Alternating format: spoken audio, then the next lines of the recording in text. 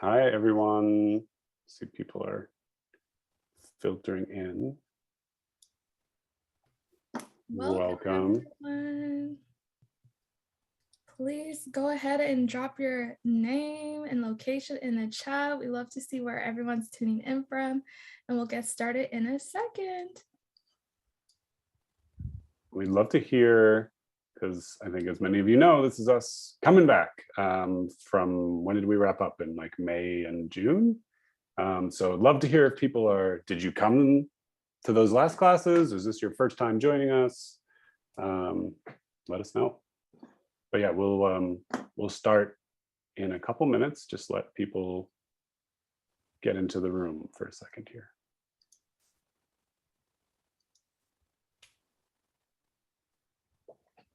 Oh, first time joining for Jacqueline in St. Louis, Missouri. Welcome. If you haven't, if this is your first time, please go check out our sites. We'll drop it in the chat where you can replay the first season of the Essentials. There are 5 classes, very informative. That still applies to now. None of that information has expired, minus the great opportunities from the Everyday Projects, but don't worry, they will have more opportunities soon. Please drop your name and location in the chat. Oh, so many great places. Welcome everyone, and we'll get started in a second. I don't know if I'm more excited to see the people coming back or the people that are here for the first time, but either way, so crazy. There's a bunch of new timers. Oh, wow. Oh, that means I have to change my whole introduction. No, if it's their first time, you can just do whatever. Like, they don't know what you did last time. It's fine. True. I was just going to bypass so much and be like, okay, let's just get started here. Oh, I see. Yeah. The class is 75 minutes long, and that includes our Q&A portion. Wait, sorry guys, excuse me. It started to rain. I just have to close my windows real quick. Oh, all right. No problem. So great to see people coming in from all over. From Panama to Nairobi, yes, East Africa in the house, to the Caribbeans. This is a beautiful. Yes, so we will always be recording these sessions. They'll be available on our sites, Everyday Projects and Black Women Photographers. So do not worry, but it's just great to be here when it's live, for that way you can ask your questions to the speakers while they are here with us. And we tried really hard last time and did a pretty good job with it, I think, of getting them up, getting the class videos up within a day or so of the class. So we will do our best. So if you missed the end, check back on our websites later today. Absolutely. Or tomorrow. Yeah. Is your stuff getting wet, Yagazie, or did you save it? Wait, what? Did you save everything from the rain?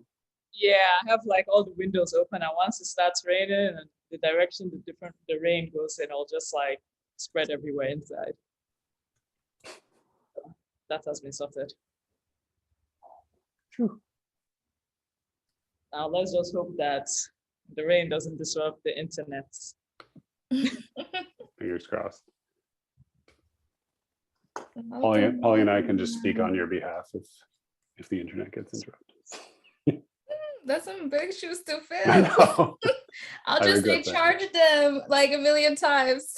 Well, you guys can just end up talking about your own stuff because it's just as important. There we go. All right, we've got 70 people in the room. It's 5 minutes past the hour. Should we get started? Do it. Let's do it. So welcome everyone to the first class of the second semester, the second season of the Essentials. Super excited to have everyone here. I'm Peter DeCampo. I'm one of the co-founders of the Everyday Projects. And I'm Polly Arungu. I'm the founder of Black Women Photographers. So you can follow us on social, the Everyday Projects on Everyday Everywhere on Instagram, and Everyday Africa on Instagram, Everyday Projects on Twitter, and check how it's abbreviated, because unfortunately we can't have our full usernames just yet. And then Everyday Africa on Twitter as well. and Black women photographers on IG, and the Twitter handle is BLK Women Photo on Twitter. And like I mentioned earlier, for those who are trickling in, please go check out the first season. If you didn't, if you are new, welcome. Just go to everydayprojects.org/webinars, and you can replay all 5 videos, including Yagazie's first session from last time, which was so good. And that's why if I said charge them, because if you were there, you remember, you know where that's from, where she broke down contracts and licensing and just usage and different terms, and her work as well. All of that stuff can be very intimidating. And I mean, it was very thorough for the 75 minutes that we had. So go check it out over there. Yeah, that was crazy useful. And the other classes from last season were included pitching to photo editors, how to work on assignment with Kiana, et cetera, et cetera, et cetera. So there was a ton of great stuff, grant writing, portrait lighting, a range of things. So do go check it out. A couple words. So this is also the link to register for upcoming classes. And a couple things on that. Next week's class and the week after are both in partnership with the ACOS Alliance. ACOS stands for A Culture of Safety. So the next couple weeks are on safety and security. Next week's is on risk assessment. And I know this is like, not the most exciting stuff, not as like, not right away in the way that like hearing Yagazie talk about her work might be. But it's really important stuff. And they've really developed these classes in a way that like, you might be thinking, well, we're all over the world, but they're going to teach risk assessment in a way that's like, how do you approach it, regardless of where you are, regardless of whether you're working on stories that are in your backyard or in another country or whatever. So please go check that out. The classes that we are, the class videos are going to be up on our websites and Black Women Photographers website. It's also going to be up on the Photo Wings website, which I'll drop a link to that as well. Photo Wings is one of our partners on this round, and they have a bunch of great content on their site. Outside of this, interviews with different photographers, et cetera, from over the years. Oh, and one more thing on class videos. We are working this time to subtitle them, get them translated, the subtitles translated into a couple different languages. So check back on that too if you've got French and Spanish speaking colleagues who want to get in on this. So these classes are free for you to join, but we would really love it. Many of you have watched over the last, 15, 16 months as Polly has built this incredible Black women photographers community. You guys all know that she has been doing amazing work. If you can give them, the organization, a $5 donation. $5 is not a lot for individual people, but last time I checked, there were 70 plus people in this room. So if everybody did it, it would go a really long way for them to keep doing really great stuff. So there's a couple links for that, a couple different ways that you can do that. I wanted to drop a quick mention of the new podcast from the Everyday Projects, Repicture. These are our two hosts, Nyasha and Tasneem. It has been really incredible. They're talking about issues of representation, photographers who covered topics in their past and regret the way they did it and going back and revisiting that. I'm not gonna talk about the future episodes. You got to wait and see. But every Wednesday a new episode drops, so you'll be hearing about those a lot as we continue these classes as well. Another shout out to our partners on this season of The Essentials. This season is made in partnership with Africa No Filter, the Pulitzer Center, Photo Wings, and the ACOS Alliance, and also a big thanks to the regular supporters of the Everyday Projects, Code for Africa, and Open Society Foundation's Culture and Art. A couple more quick things on that. I'm like dropping tons of stuff at once here. We'll get to Yagazie ASAP, I promise, but we'll drop links for this stuff in the chat later. Pulitzer Center and our friends at Diversify Photo just announced their Eyewitness grant, Eyewitness Photojournalism grant. Please check that out. 3 grants of $2,500 each for journalists photojournalists around the world. Last year it was limited to the US, but this year it's anywhere in the world. And it is a priority for journalists working in their own community. So those are the types of stories they are looking for. The deadline is December 31st, but start early. So we'll drop that link in the chat. Pulitzer Center also has rolling reporting grants with no deadlines, so apply anytime. And the one other thing I wanted to say is, speaking of Diversify, they and Photoville have their class, Crafting Your Career, the Journey of the Editor, tomorrow. They've been doing a series of classes that I think are sort of similar to the Essentials, and theirs wrap up tomorrow. So we will drop a link to that too, because you should totally register for that. And now that all of the announcements are done, Yagazie Emezi is a Nigerian artist and self-taught photojournalist focused on stories surrounding African women and their health, sexuality, education, and human rights. Having worked extensively across Africa, Yagazie also covers stories on identity and culture, social justice, climate change, and migration. Her art practice uses photography and sculpture to construct visual critiques of Nigeria's socio-political state and the roles media plays in it, pulling from history and current events. And I'm also I think we're really fortunate to have had Yagazie as an Everyday Africa contributor for many years now. So it's always great to work with her. So I will turn it over to her now. Thanks a lot. Yay, thank you so much, Peter and Polly. Really appreciate all the work that you do and all the countless hours that you give to the photography community. So thank you for that.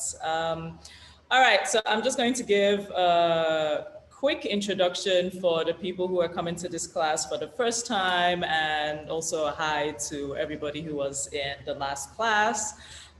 So real quick spiel, I'm a self-taught photojournalist. I got started in photography in, I believe, 2015, where I got started first in fashion and kind of doing my own photo adventures by myself. And then from there sort of like went more into documentary photojournalism in 2016, 2017, and the rest kind of picked up from there. And what I'm going to be covering today a lot is kind of really the transitions that I've been making over time. When I think about, the title of this class, which is, expanding your vision, it's, we can take it literally, which is just like, oh, how can you look at things differently as a photographer? But then also, for me, really, it's about how can we occupy space more in what we do, So it's really about addressing the different ways that we can find sustainability and longevity in this field, and also ideally how we can remain happy doing what we do, because sometimes it do be a struggle. So to kind of take you on the trajectory, I'm going to address just a few things, but most likely this class will end earlier, but that's because I want you guys to ask me a lot of questions, also because your questions help me remember things that I may have left out, and then I can further expand on those topics. So just to get you, get us, it's very weird because I'm only seeing my face on this, and I really feel as if Peter and Polly should come back, but yeah, okay, thank you. Still here, I promise. Thank you. Yes, okay, all right. Now I feel like I'm just not looking at myself. All right, so how I got started, like I said before, was just really, I'd developed an interest in photography in what I would consider my late blooming age. So I didn't really start out in my teens. I had no interest in photography really until 2015, and that was really because I needed to make money, and all my other plans while living in Lagos had fallen apart. And my sibling had said, hey, why don't you try taking pictures? Because you do it for on social media already. So when I started, just for the sake of revenue, I had started off in fashion, but I found out that, as exciting as certain fashion scenes, especially like fashion shows backstage, it didn't quite work for me, because I felt as if it was kind of like lacking what I needed, and how I would describe it is that I needed more soul. And in my earlier days, I would kind of walk around with my BlackBerry phone and take pictures of people on the streets. And I found myself just more drawn to that. And so that's what, even though I was getting money, and at that time I was earning about $500 a month, with working for different fashion brands, well, really one fashion brand where I was just like their in-store photographer. I knew that I had interest somewhere else. So in general with photography, regardless of what area of photography you're in, you could be hardcore into photojournalism, you could be into fashion, you could be into wildlife or nature. I think it's really important for us all to really look at the different ways that we can continue to expand those passions, because if you're interested in wildlife photography, it doesn't necessarily mean that your entire career should be made up of you just taking pictures of animals. You could have a photo book, you could give talks, all this other stuff. We'll get into that later. But when I discovered that I had a stronger interest in, street photography, that's how I ended up just taking more pictures. And this is what I tell people, which is, a lot of people have questions. Sorry about if you guys are hearing that thing. The most common question I get asked is, oh, how do I start earning money? Or how do I get started in photography to earn money? And my one answer is consistency, and never wait to get paid in order to tell a story or in order to do something that you like. In this case, in photography. In medicine, it doesn't work so well. So in this case, for me, I wanted to be a photojournalist. I had no idea how to go about it, but I had been looking at other photographers around me, and I was just like, hey, I'm just going to go out in the streets and take pictures. And because I was able to build up over time a portfolio of, sort of like my own individual shots, when I applied for a position working to work as a photographer for a nonprofit organization, I already had a body of work to show them that had nothing to do with what I had been surviving off on, which was, taking product shots of fashion accessories. But this was because I just continued doing what I loved in whatever free time that I had. And then from there, that's how I got into photojournalism. And where I am right now in photojournalism is, and just full disclaimer, I'm currently right now in, we never stop learning.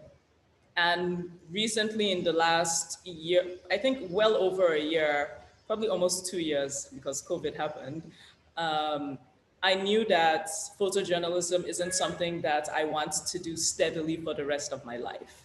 And I think this is something that we need to always think about is, can we see ourselves in our field doing what we're doing now forever? It's not that I don't love photojournalism, I love it, but then I realized that I was in such a state of survival where it was just me taking on story after story after story. I was getting burnt out faster. I was getting more and more unhealthy because I was coming from this point of like, this is my life. This is what I've always wanted to do. But then I had to take a moment to step away and realize, and also no shade, but also look at my older counterparts and say, they are there. They started 20 years before me and we are sitting in the same pot. And we're both tired. Is this where I want to be when I'm 50 years old? And obviously the answer is no. So that's when I started to think about, what are my other interests in photography? Yes, I love photojournalism, but do I love all the stories that I work on? No. What other things do I love about photography? I love storytelling. And storytelling doesn't necessarily have to do with sharing the stories of other people when they share it with you, but storytelling is also my stories. Storytelling is, the things in my head, and storytelling is also photography, which I still love to do. So why is it just this one route that I'm going? So even before that, because I knew and I understood the love that I had for photography, and I know it's always easier said than done, was if I had, let's say, if I was working 5 days out of the week on a story and I came back and I had a 2 days break, I would just say, you know what, I'm going to photograph something for myself. And this is something that I've been saying for years and I'll keep on saying, which is your personal work is always going to be your best work. And your personal work is what is going to carry you the furthest in life, in my opinion. Because when you're doing things professionally, whether it's commercial portraiture or studio shots or photojournalism, also be aware that there are, in my opinion, there are tons of other people doing exactly what you're doing. You know, in my position, I'm fully aware of, you know, the advantages that I have as a Nigerian photojournalist. First of all, there are hundreds of other photographers in Nigeria just as talented as I am. But I also have dual citizenship, which allows me to travel around Africa more. You know, I also have different sorts of, you know, access that allows me, I'm digressing because I forgot the point I was making. But but what I was saying, and please guys, if I forget something, just chip in here to remind me what track I was on. I mean, it's all good stuff, so run with it. Okay, great. So there, and I also know that because I'm in Nigeria and I'm based in a West African region, it's a different sort of work from my friends who are based in South Africa and also based in East Africa, because I just happen to be in the right spot for these sort of stories. But even with all these little advantages, I'm still able to be aware of the fact of I can't do this forever. So in those little moments of having a break is when I was able to start creating little work and for myself. And it could be an idea. It's just like, oh, I want to photograph pots piled on top of one another. And it means X, Y, and Z to me, you know, and I'm going to do it because this is something that I feel. And at the end of the day is in one way or the other, we are all storytellers. You know, we're not necessarily scribes whose main purpose in life is to tell other people's stories. You know, we are also storytellers and our stories are just as important. And when I say your personal work will always be your best work, is because your personal work is your own stories. And your own stories are always going to be unique to you, which is why they're going to catch the eye of other people more than, you know, in my case, more than my photojournalism work. So for example, I can say that my photojournalism work has always gotten me, ideally, sometimes not always guaranteed, but has at one point or another, has gotten me more photojournalism work.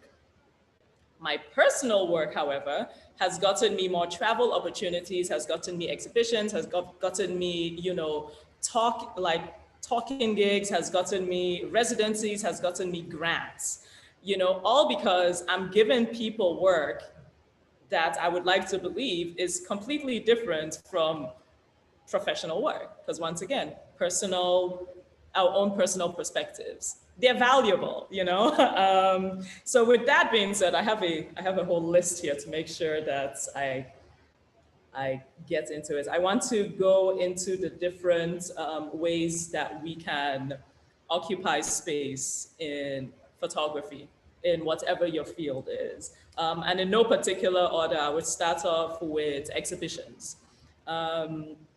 Actually, you know what? This would be a great time to actually start off with showing you my earlier personal work before I just look back into this paper. So I'm going to just share my screen here. Okay. And, oh, I don't know how to work this. Whoops. Wait a minute. Okay. Whoop. Oh, I actually wanted to start here. There we go. Okay. So here is my website, which of course, as visual people, I highly encourage everyone to have a website. It doesn't have to be your own domain name. Just get a place where people can view your work, because at the end of the day, I'm sure recent times will tell you that Instagram, the whole Facebook powerhouse, all of that is not something that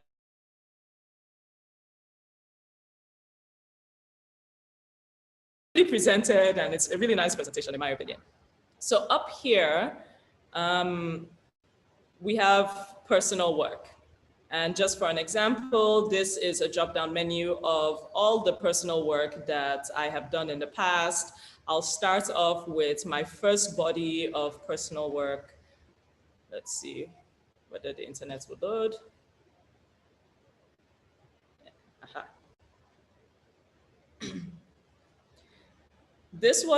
I was advised by another photographer also on this, actually by several photographers, about if you have a project, if you want to do a project, and everyone should have some sort of project, in my opinion, once again, is start off with something that is personal to you. It doesn't have to be something about you. It could be something that is in your community, in your neighborhood, in your family, or something, or your friends. In this case, for me, something that was personal to me was, I took it quite literally. And I was like, well, what's personal to me is my scars. And I want to examine how other people have, like, you know, processed their scars, processed their injuries, especially within African communities, because I had a very different experience, you know, from being in Nigeria and then going to the States, and how people perceived my scars. And more importantly, also by looking at the history of photography, especially when it comes to Black people and people of color. When I was doing my research looking for scars, I noticed that, you know, a lot of it was just horrific, straight up, just horrible images in terms of like really highlighting black trauma, highlighting Black tragedy. And in my case, I was like, well, my scar wasn't, you know, from anything that was like a bomb or acid attack, you know, which is some photographers' favorite stories to focus on. In my case, I wanted to find people who were like me, who had had accidents and gotten these injuries from just everyday living, because there's a lot of us out there. So initially, this was when I properly first started just photographing. And my approach was just find people with scars, get their stories, and straight up just photograph them. And I started this in, I believe, 2016. And over time, I carried it. When I moved to Liberia, I continued doing it. And what's always interesting in all our processes is that if you stick with one story for a couple of years or even a couple of months, you'll find that you'll find that it changes over time. So here's an example, and we'll come back to this, of when I first started on this project, where I was really keen on, you know, showing people with all these like scars and trauma stories, but in a different way, where it was just really straight up storytelling and story sharing. And it wasn't this thing of like, lo and behold. We'll get back to this because I do want to show you the way this particular work has evolved. Personal work can also still be within your the field, your genre of photography. So in this case, the latest one I did was covering the NSAS protests last year in 2020 in Nigeria, where, you know, this was happening in my backyard, and it involved my community. You know, it involved, one way or another, I knew somebody who had been affected by police brutality in Lagos, and I knew that I needed to get out there and just, at first, I thought I just wanted to document because that's what I do. But then within the first couple of minutes, I knew that I had to partake. And at this time, I had different news agencies and whatnot reaching out to me to cover the stories, but I turned them down because I really didn't want, for example, I didn't want to apply my approach that I was using for my community to now, oh, I have to photograph this the way this publication wants, you know, their work to be photographed. So this is an example of just taking out the personal time to go after something that you strongly feel connected to, not for money, not for anything. I always also tell people, do the work now and the rest will come later. You know, it's not about saying, oh, how can I take these pictures and get money from it? You're going about it the wrong way, in my opinion, if you have that approach. You know, it's do the work first. The rest will come later. And a great example of that would be my second personal project I did when I was in Liberia. And regardless of where you are in life, there are definitely always opportunities to photograph on your personal time or not. There will be some instances where some of us have full-time jobs, right? In this case, I had a full-time job as a staff photographer. But I found out that my job actually opened me to the West Point community. So I also believe in photographing opportunistically, which means sometimes when I'm on job for something else, I have an extra camera and I take pictures. It's kind of like double layering, where you can take pictures that you're hired to take, but on the other hand, take pictures that you care about. And this is really how, I mean, you can care about both. Let me just put that in there. And so with this project, it came about me working for this nonprofit, but because I worked for this nonprofit in this community, I had access to the community members, and I was able to just, it was very simple at first, where I was just like, wow, bright colors, I love it. And then I started talking to people about how they perceive what their beauty was like. And yeah, and so I just did this project, and you guys can use your own time later if you wish to read about what the project is about.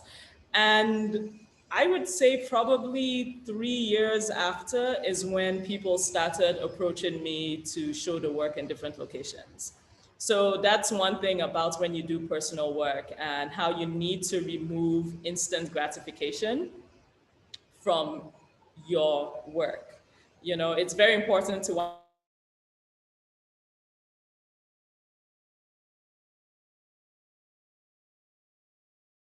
hard on yourself if nothing comes out of it, because at the end of the day, in my opinion, yeah, I'm going to say this a lot, but at the end of the day, I think the story is what is most important, and not your name being associated on X, Y, and Z platforms. The stories are what we want to put out first, and obviously it's completely fair to seek all these different platforms to help amplify these stories, but also don't make that the only goal, because as storytellers, when we are engaging with people, you have to engage with people from a point of your story is important, and that's why I want to share it, versus I'm doing this story because I want to be on this platform or I want to be associated with this publication.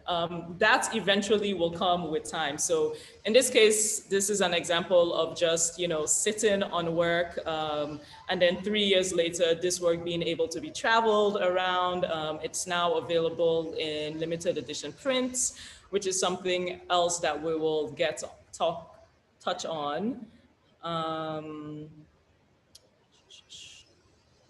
In some cases, you can spend a lot of time doing personal work and absolutely nothing will come out of it but life experience. And I think that is also good.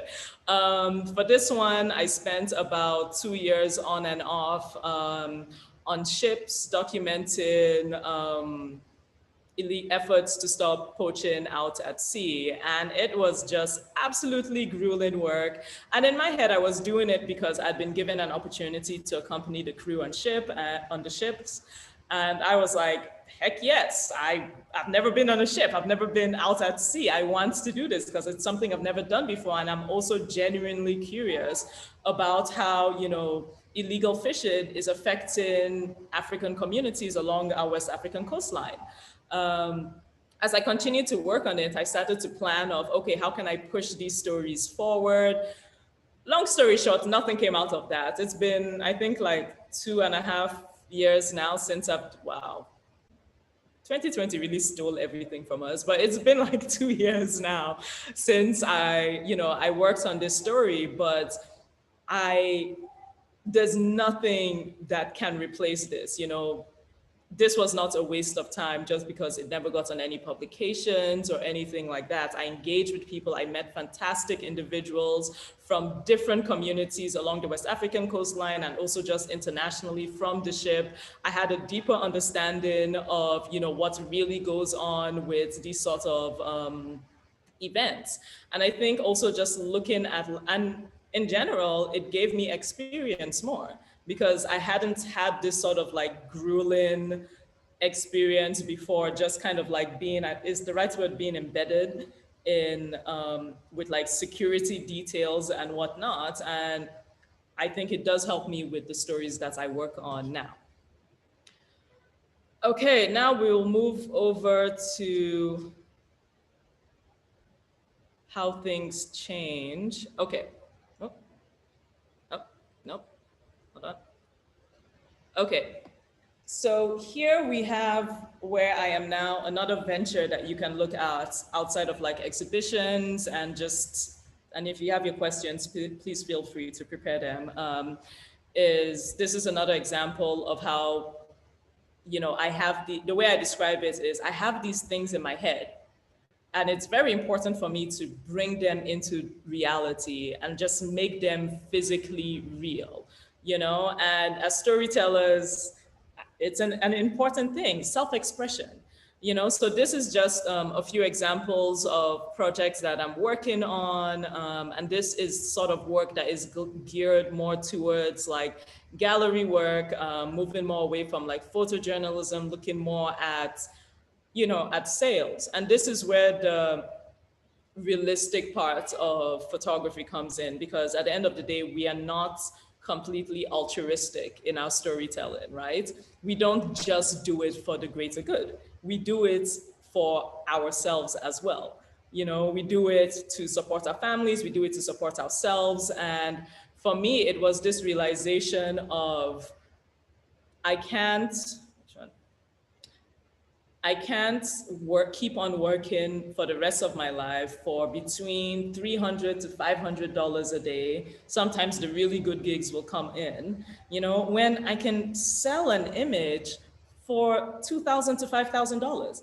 What am I doing, you know, and how do I get into that market? How do I get into that space, you know? So this is where I introduce you guys to, you know, where I'm definitely by far not super experienced or an expert in this area, but I do want to share with you the stage that I'm currently at and what I have been learning so far. So with this particular image, this is one of those images that I created during like a 1 day off a day where I was just like, I have this idea, I need some models, hit up a modeling agency. Once again, always easier said than done, depending on what location you're in. And I created this image that is currently traveling around on exhibition. And also to side note, the Liberia work, the one with the blue background, that work was what gave me access, an invitation to be part of a gallery exhibition. And then that gallery exhibition, because they saw the work, now wanted to represent me. And that's how I went around to now having gallery representation, which in turn also helped me understand the value of my work and the value of certain pieces, and just sort of like reining in how my work travels and who sees it and who has access to certain images. So we can just go by that. There's another example of just, oops, sorry.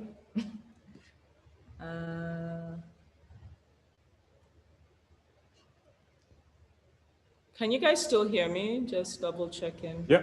Yes. Okay, so it's images just not showing. Just the internet. Okay, it's just this picture. Okay. Anyway, from the initial first personal project that I did, this is kind of where I am right now with this body of work, Relearning Bodies, where I realized that my first approach, and this is why I don't think that there's any rule book in terms of how we should approach our own projects. By all means, change it. It doesn't have to, they don't all have to look the same consistently.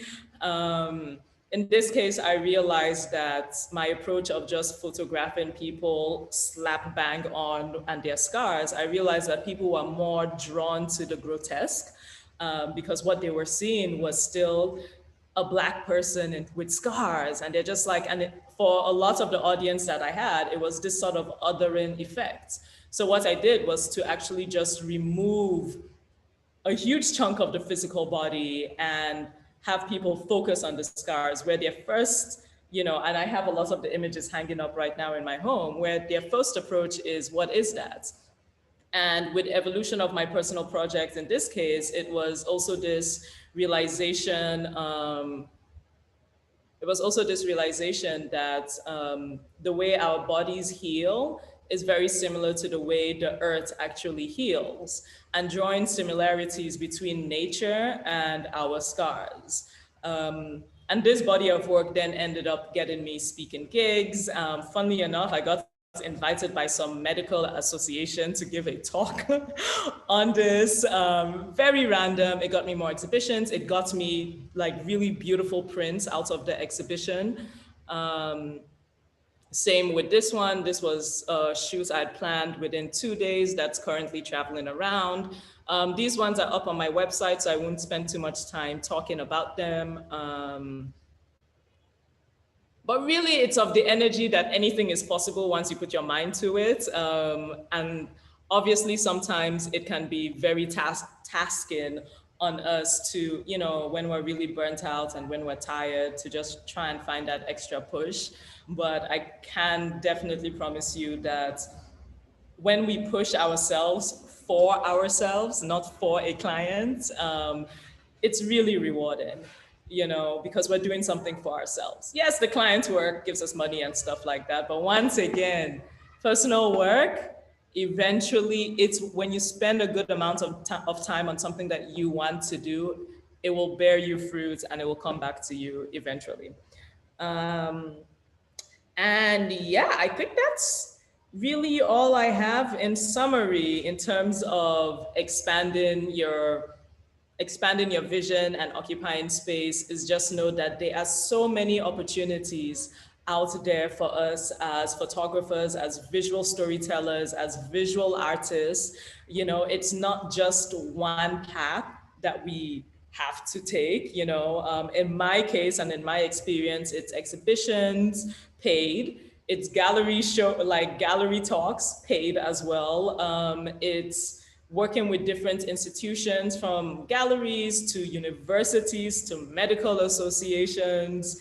It's using your work to get grants. It's using your work to get art residencies, which give you more experience. And yeah, there are just plenty of opportunities out there for us. So please ask your questions, and I'll be happy to expand more on other matters or the same matter. Amazing. Oh my goodness, Totally. brilliant as always. Thank you. I see a lot of love, a lot of you folks acknowledging your beautiful work, your powerful work, and just ability to storytell. And even someone mentioned about just breaking down personal work in such a simple way. Because it can be something that's so intimidating, and you hear that thrown around a lot, but the way you explained it was very helpful. And we do have lots of questions.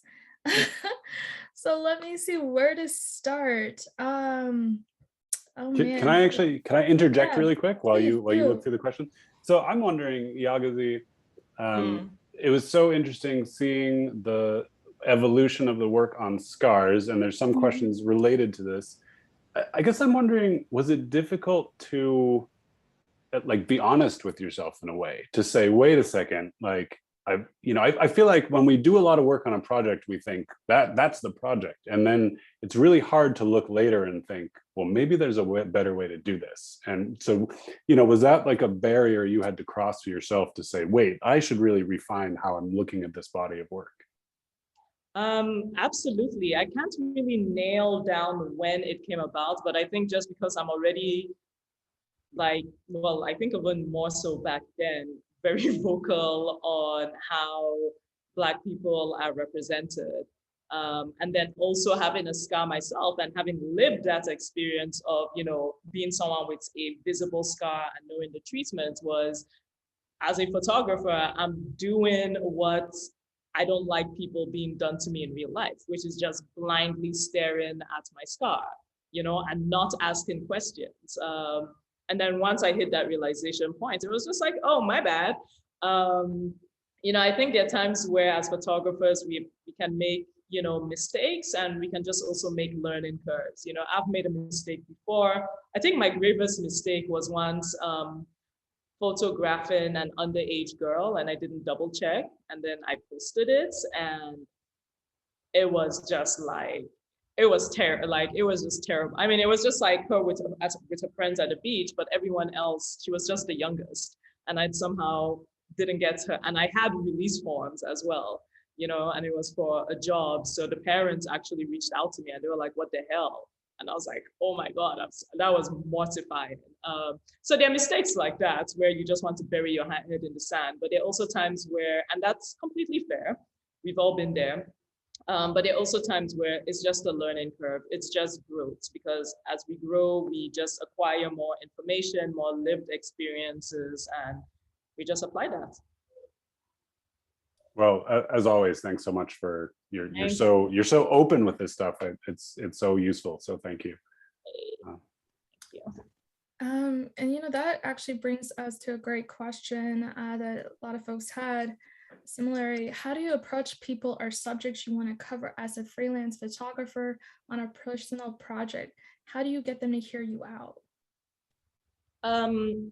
With projects like the relearning bodies, it's, my dear, 80% of the time people said no. Actually, I would say probably more like 90% of the time, which is why the body of work isn't extensive. Because it's really hard to get people to, in this particular case, to open up about, a sensitive topic, because with a scar, there is trauma. And then, with a scar, there's an injury, and there's trauma from that injury, which makes people close up really a lot more. So I kind of worked around that. It's different with the illegal fishing thing, where I was working with literally a government body, and we were on a ship, and I was part of a team. So access is completely different. Right now, the majority of my personal work, I work with models, because I pay people to pose for me so that I can tell these stories. Because to be quite honest, it's very hard to approach people, especially if it's a situation where it's strangers on the street. Not to say that it is impossible. There are other long-term projects that I've been working on where the majority of it so far has been relationship building. If I want to photograph X, Y, and Z person, I have to reach out to them. We have to hang out a few times. I have to explain to them what I want to do. And then I follow them around on and off for years. It's relationship building. I think it's harder when you're working on a project, which I would call touch and go, where you take a picture of someone and you go, versus when you're following someone's story, and that just comes down to your relationship building skills. Such a good point. And you mentioned model releases. Do you do that for every personal project? Yes, now I do. In the past, not so much, because I was just like, yeah, just verbal, especially if I'm working with models, just verbal yes and no's and stuff like that. But for the most part, now I have to, because it's, I've had situations where even the makeup artist came and said, hey, well, this is the makeup on the model is my art. And to me, I'm like, you know what, valid. Because we collaborated on this, who am I to say that she doesn't see her work as like it's art to her, so if I'm showing the work in exhibitions, surely she has some sort of rights to those images as well. So it's just easier to do, model releases to just like, so that you can have transparency right from the get-go. And is there a place that you used, or just do you have any resources for those who've never done that, created a model release form that folks could turn to? There's literally an app called, let me find it. Thank you. And while you look, folks, keep your questions coming. A lot of great questions. We will ask them, hopefully all of them, before we wrap up. So keep them coming. There's an app I use called Easy Release. Yeah, and it just covers the main spiel, which is what I want, which is I'm paying for your services. It's more complex if you're not paying someone for their services. But because I'm paying you for your services, whether it's for you to pose and whatnot, I'm very transparent where I'm like, I have full rights on this image. You've been paid for your work. You are literally relinquishing those rights. It sounds a bit harsh, but it is what it is, especially when you're creating an idea that's 100% yours and you're hiring people for their services. Yes, yes, yes. And helped you cover all your bases. And Peter just dropped another resource in the chat, and where easy release is described. And I love this question then I'm going to ask next. And we are going to have a session on safety, 2 sessions actually, a training on safety. But this person asked, do you usually photograph alone, either on assignment or for personal work? If so, do you have any tips on how to ensure you stay safe in the field? It's a mix. When I started off in photojournalism, the majority of the time I worked alone, where I would come in after the journalist has done the story, which is a little bit easier. So in my case, how it works is a journalist has maybe pitched the story, has done the story, and a photo editor reaches out to me and says, hey, we need you to go photograph all the people that this person has interviewed. Journalist gives me all their contacts. I hit them up. I'm saying, hey, I see that you're picking up garbage from the street. So and so interviewed you. They gave you a heads up. And yes, for the most part, I go out alone. But actually, no, sorry, I take that back. Not alone, because there's always a fixer. Especially when I'm working in a community that I do not belong to. The journalist, writer usually always works with a fixer who's a point of contact. And when you're commissioned by a publication, in this case, I usually always request a budget for a fixer as well, because I do not want to be by myself. Sometimes the fixers can be shysty. I've definitely had some head bumps with some folk, but it's definitely better than being alone. If you have to work alone, just the general safety protocols, don't go to shady areas alone at night. I've had some jobs where I had to go to some area that I wasn't comfortable. So I had my friend drive me so that they could keep me company while I took pictures, because I had really, really bad anxiety of just being out there by myself.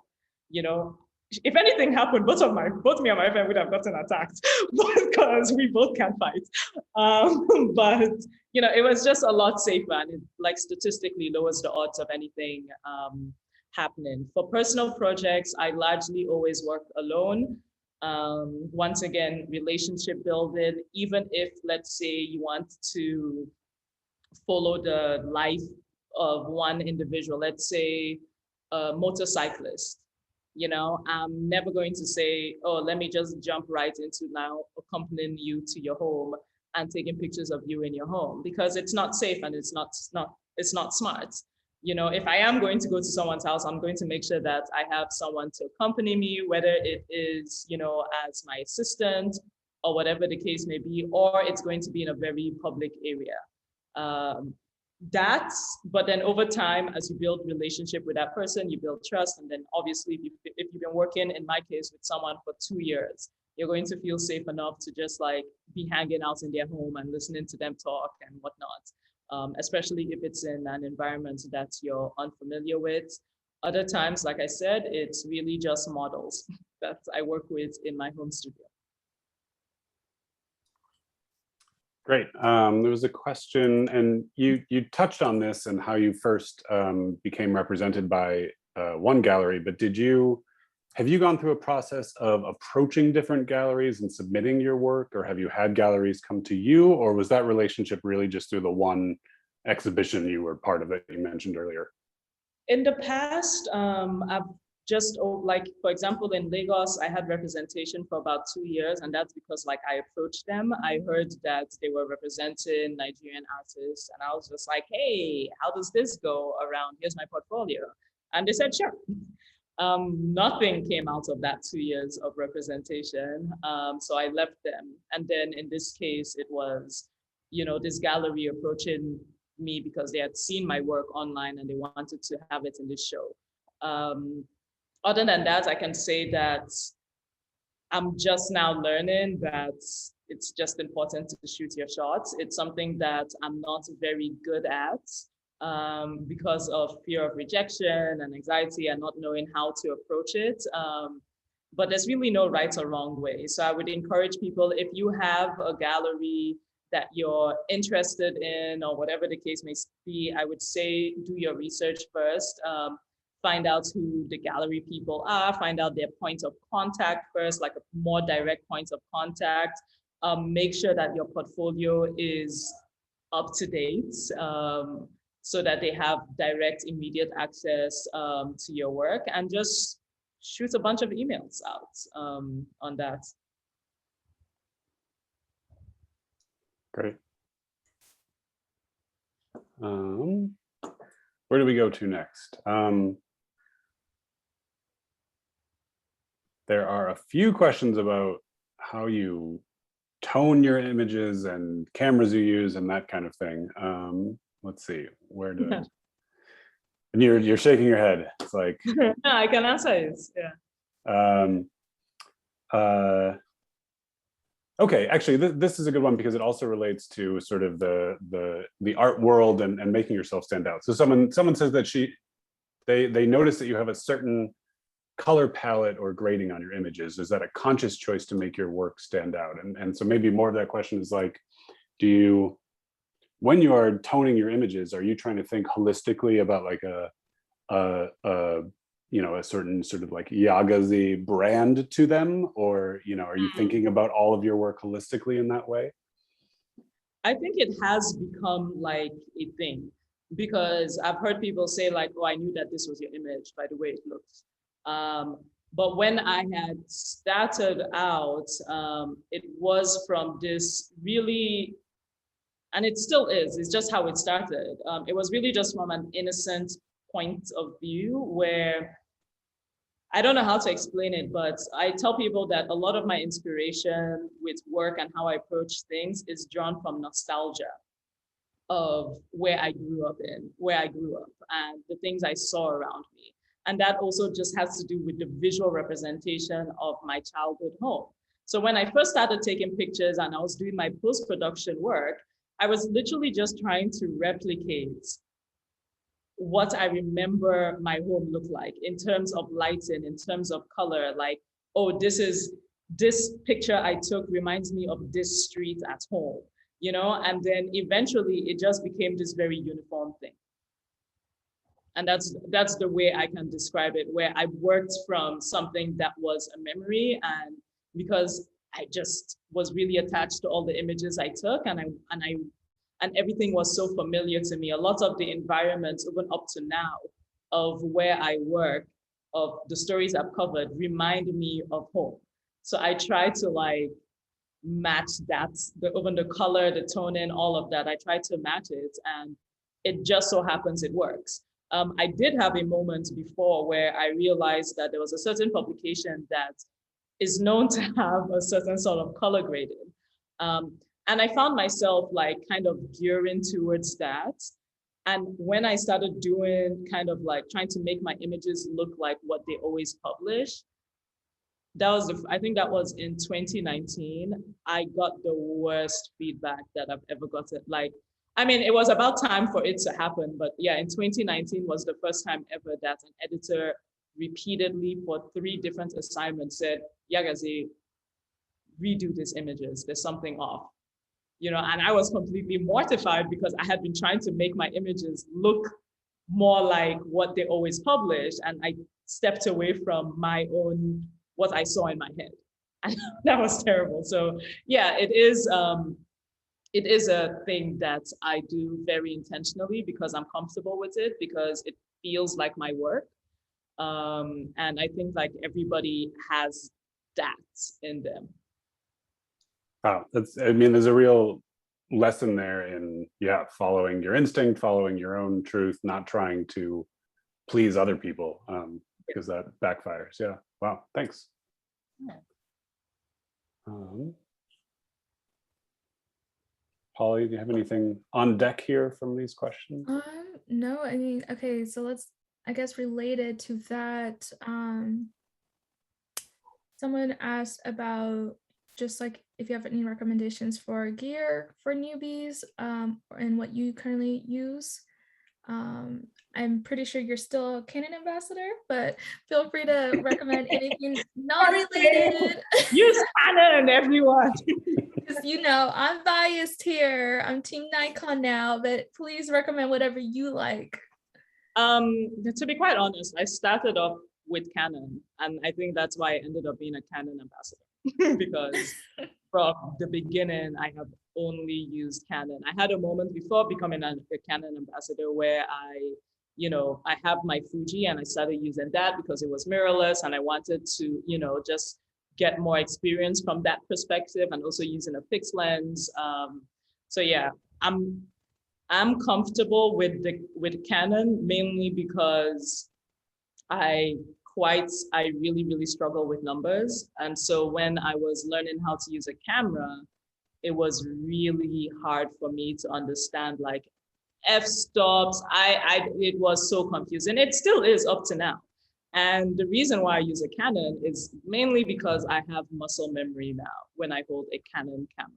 It's not that I fully understand everything that my camera is doing, it's because my body has literally memorized the clicks and the dials and the turn. And if I start on another camera, I'm going to be very confused. No worries. Thank you for that. I see some people relate in the chat. This is a different type of question from Nisan. To what degree do you believe your anthropology background contributes to your process? Your work, both personal and professional, has an empathetic core that has wide appeal. Do you struggle with balancing both types of work, maybe having a different formula for one over the other? Let me find that question. Okay, no, it's long. Okay. It's in the Q&A box, the first one. I do think that, anthropology and African studies, because that's what I dual majored in, helped me to an extent because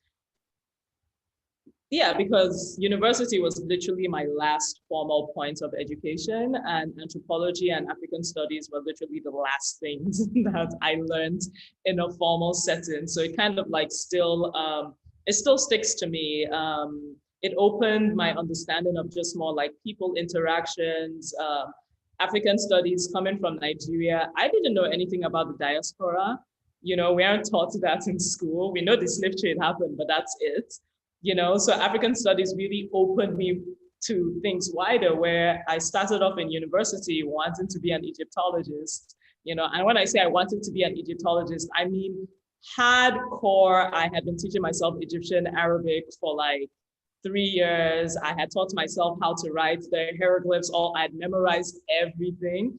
But then when I took African studies, I was like, oh, wait, why do I want to limit myself to just Egypt when there are all these cultures I can learn about?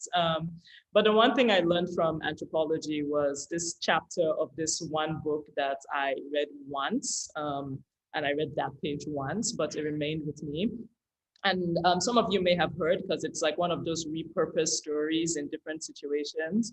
But in this case, this anthropologist came down to like Botswana, and he was like an agriculturist, and he saw that there was this plot of land by this village that was unused, and he told them like, why aren't you using this plot of land? It's fertile, it's perfect for planting tomatoes that you can sell, that you can support your family. You know what, I'm going to help you with this. So they're like, okay. So he plants his tomatoes everywhere. They grow, they're beautiful, they're ready to be harvested. And he's like, yeah, we're going to harvest these tomatoes tomorrow. And the next day he comes with all the villagers to harvest the tomatoes, and they're all gone. They have been completely destroyed and completely trampled over. And he's like, what happened? Like, they're all gone. And then the villagers are like, yeah, well, this time of the season is when the hippos come up and they eat all the tomatoes. That's why we do not plant there. And he was like, well, why didn't you say? And they were like, well, you never asked us. You never asked us what we wanted. You never For me, that's one thing that always sticks in my head when it comes to my approach in photography, especially in photojournalism, is I don't enter anything with this notion of I'm here to help people. You can't enter any space in, or even when you want to, let's say, photograph a homeless woman. You see a woman that's homeless on the streets and you want to now photograph her. You didn't ask her what her needs were. But you're just like, oh, I want to help her. You didn't engage. You didn't try to understand first. And so that's, I think, the one thing that's, with my one anthropology course that has helped me a lot with my approach. And it's an approach that I carry into my personal work as well. Just general empathy as well, even if I'm working with hired models. A lot of my personal work, which I didn't show you, is very strange. So I always have to talk to the agents and the models beforehand, because after all, I still am in Lagos, and make sure that everybody's comfortable, that they're not like, they're not going to feel weirded out by whatever weird thing I'm going to ask them, or whatever random animal I might be putting on top of them, so that definitely helps. Thank you so much for that. Can I ask a sort of follow-up to that? Do you, having that kind of approach, and working, I'm thinking mostly of the journalism space now, has there been time when that sort of butted heads with what editors want or expect from you when you're working for a lot of Western publications, and then you're going to a place and finding that, digging into what life is like for people, wherever the location is, that it, that it's not jiving with what people are expecting from you? I mean, has that come up? Yeah, it definitely has. I did a really big story for one publication, many names, and I worked really hard on it. When I say like I was working like over 12 hours a day on and then I'll come back home and I'll edit, and I won't go to bed by 2 until 2, and then I wake up by 5 and start it all over again. And then at the end of it, the editor, said, why didn't you do X, Y, Z, X, Y, Z? In one case, it was, why didn't you go into people's homes? I wanted something more intimate. But then culturally, where I was and what I learned, even though I wanted that sort of intimate approach and intimate access, was that just culturally, it wasn't it. They wouldn't even allow their own friends into their homes because of the history and the culture of that place, And the thing about me, and it's not necessarily a good thing, is that I hate giving excuses, or I hate giving explanations, because I know that they will sound like excuses, So I just felt very defeated, because I had spent weeks on working on this story. And I probably cried for 2 days. And then that's when things just kind of went downhill, and I got burnt out and all this other stuff. So and I've had other stories that I've worked on where I know that, editors were looking for something more gritty, or looking for something more bare and exposed. And I just don't take those sort of pictures. And I can always tell when an editor is disappointed, and, it's a very sucky feeling to have, because then you feel as if the imposter syndrome starts coming in. But then at the end of the day is, I feel better about it, and especially, and I always talk about having a community of other photographers. So I talk to, my close photographer friends, and we always run back and forth with sharing images in our group chat saying, hey, there's a dead body in this image, but this is how I photographed it. What do you think? And we have that feedback before, we go and share it with our editors, because we want to make sure that, we're right, we're right within first before anything else. Yeah, sometimes it just sucks in general. Thanks. Yeah, I mean, those communities and peer groups and people to run by, that's invaluable. Yeah. Absolutely. There's a follow-up question to that. Would you work with those editors or publications again, or do you just make a mental note to not do that?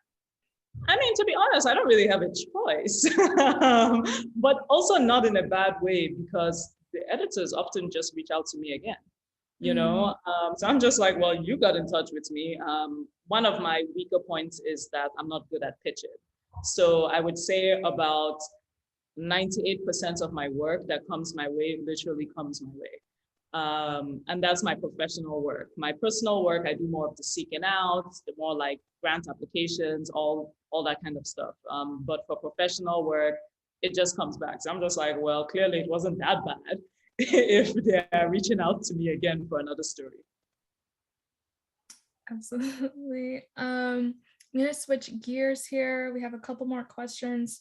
But Lexus asks, what happens when you get to a block, like a creative block, when you are creating or just thinking about your personal projects, or you're in the middle of one? What do you do to get out of it? Nothing. I do nothing. Like there are moments where I will feel very depressed about it. Like, there are moments where I'm just like, what am I doing? Why can't I think about anything? Like, look at what other people are doing. And then, I just step away. I go hang out with my friends. I go have a good time. There's no point trying to force these things out, but once again, easier said than done, because I am no longer in a state of survival, where I don't have a place to live, and I need to get money, or I need to do something. But that's with professional work, with personal work, if you have time for personal work, you also have a little bit of time for rest. So if you ever have those blocks, I say, just don't be hard on yourself. Go out and go talk to a friend. A lot of the times as creators, you'll be surprised by how isolated we are. The majority of my living in Lagos, I don't interact with other photographers face to face, and when I do, even because with my friends it's great, they want to talk about Lagos life and scandals and gossip and all of that is fun, but the rare moments where I'm able to like sit down and have a conversation with another photographer or so, and we're hanging out, it's just like, whoa, I've never actually been able to vocalize my photography ideas or life to another person that gets it. So if you have some sort of physical community, I would encourage that, where you can just go have drinks with a friend that just so happens to be a photographer or a storyteller or an artist, and also just hanging out with your friends and looking into their lives is just like a nice way to take a break from it. But I don't have any tips on how to make the creative juices start flowing out. I just move around, hang out, and pick up in a week, in a month, however long it takes. A lot of folks saying that they appreciate your honesty, and so do I. Someone asked, do you ever feel overwhelmed by the amount of opportunities coming your way? How do you choose and prioritize and balance your time? Okay, so when I say 90% of or 98% of the work, I'm talking about literally in the span of since 2017, because there are definitely there are definitely slow months.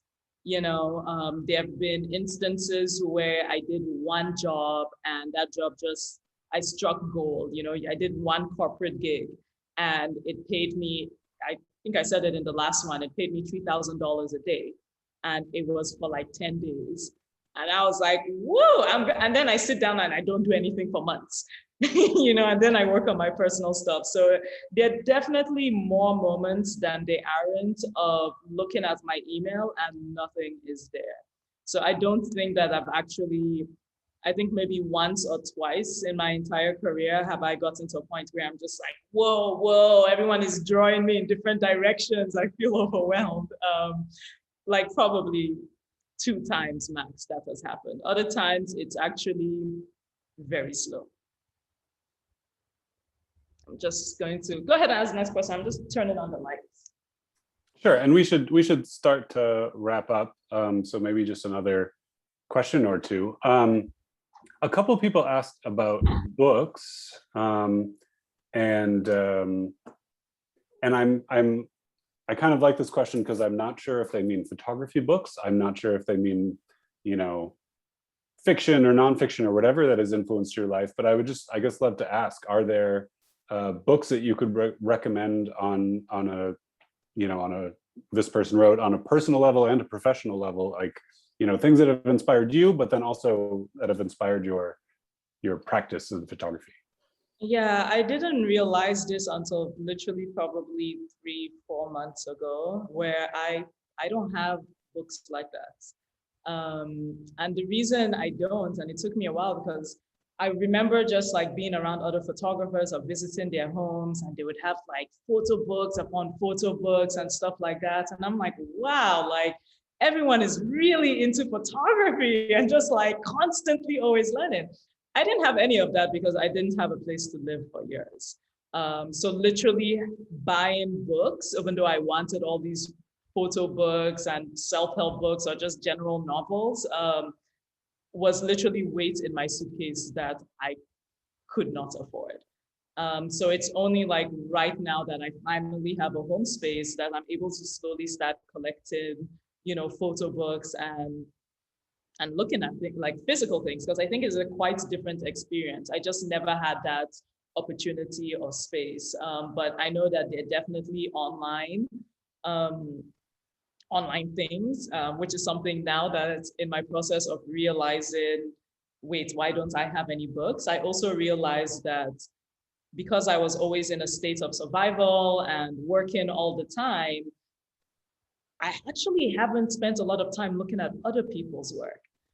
So now I'm just like, where do I start? So even if it's something like going to the Nat Geo website, going to Lens Culture, and just like browsing images to learn about other people's work, because this is the first time since 2014 that, well, actually, probably since 2013 that I've experienced stillness, where I can actually like say, I'm not trying to hustle, I'm not trying to overwork, I actually have the time to do this. So if you guys have any suggestions, please DM me, DM me things like that, because especially if they're online, because books are still heavy to carry back and they're expensive in Lagos.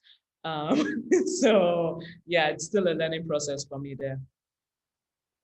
Thank you. Do you have time for 2 more questions? I know we are at time. I don't have a life, so no, it just I don't believe that for a second. I'm telling you, I don't have like a bad days when I have to leave my house. So this is okay. I'm gonna ask you 2 more questions before we wrap and make a few more announcements. This person asked, do you have any advice for those who are still trying to figure out their personal style within photography? I would say start off by turning the camera on yourself.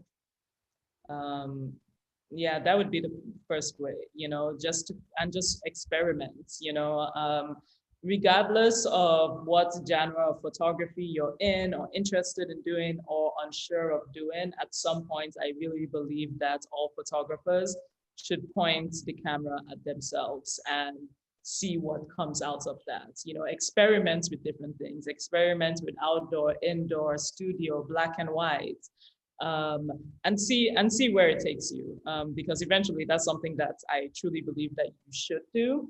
So if you're unsure of where to like focus right now, focus on yourself. That's a pun right there. I love it. And last question, forgive me if this was already asked, but what are ways and outlets you use to push out your personal projects? So you showed us some incredible personal projects, the scars one.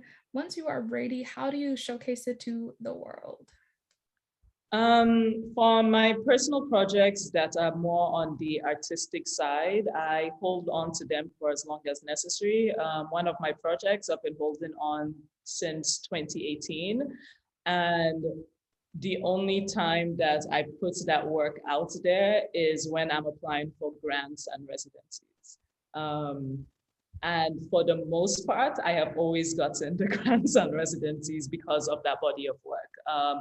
I truly believe that a lot of, and maybe this weird, I guess I have a bit of a purist in me, which is very interesting because I never thought I would be the type, but I don't believe that every piece of work you do should be posted online, especially when it's close to your heart. But that's because I'm also just learning about the value of work, the value that like your work can have in the art space.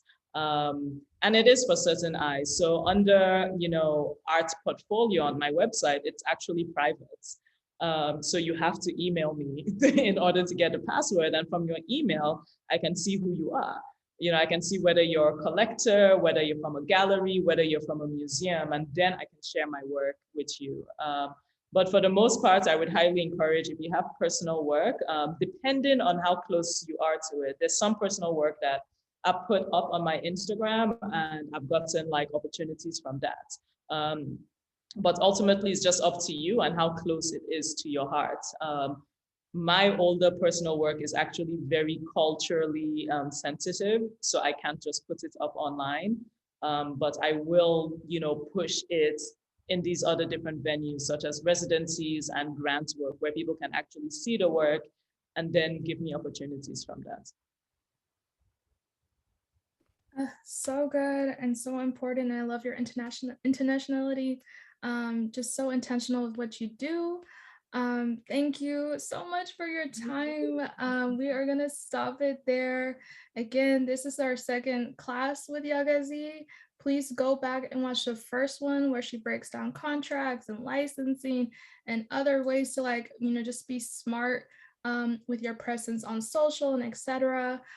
Because I see some questions in the chat relating to that, and we already touched on that in the previous class. Peter has dropped some great things in the chat, just some important housekeeping items from us before we log off, that this is the first class of our month-long series. Next week, join us for our first safety training about managing risk and safety and trauma as a photographer and journalist. And there is a survey that you should take before the class that will help us approach just like things we'll touch on within that course. It's part 1 of 2 different sessions from ASOS Alliance that you'll see on our respective sites. And then after that, we have Building Your Career with Sarah Beth, Mamie, and Sarah Weiswa. Those are going to be 2 great speakers that you have to hear from. So please do register if you haven't already. And then lastly, something that as photographers, as artists, I think a lot of people struggle with is writing. So there's going to be a session with photo editors about captioning and the art of writing captions and things to keep in mind when you are, receiving an assignment with a photo editor or just a desk or whatever, like what happens next after you get that assignment. So please do register for those sessions. If you missed any part of this recording, don't worry, we're going to post a recap on our sites by tomorrow or the next day. So don't worry, you'll be able to replay and hear any of the gems that Yagazie shared throughout this session. Peter, anything from you, or Yagazie, any last words from you? That's it. Yeah, no, thank you so much. It was really amazing and always thank you. So yeah. All right. Take care, everyone, and we will see you next week. Thank you. And feel free to keep tagging us online on social. I've already seen some great posts. So thank y'all. And see y'all next week. All right. Take care, everyone. Bye. Bye.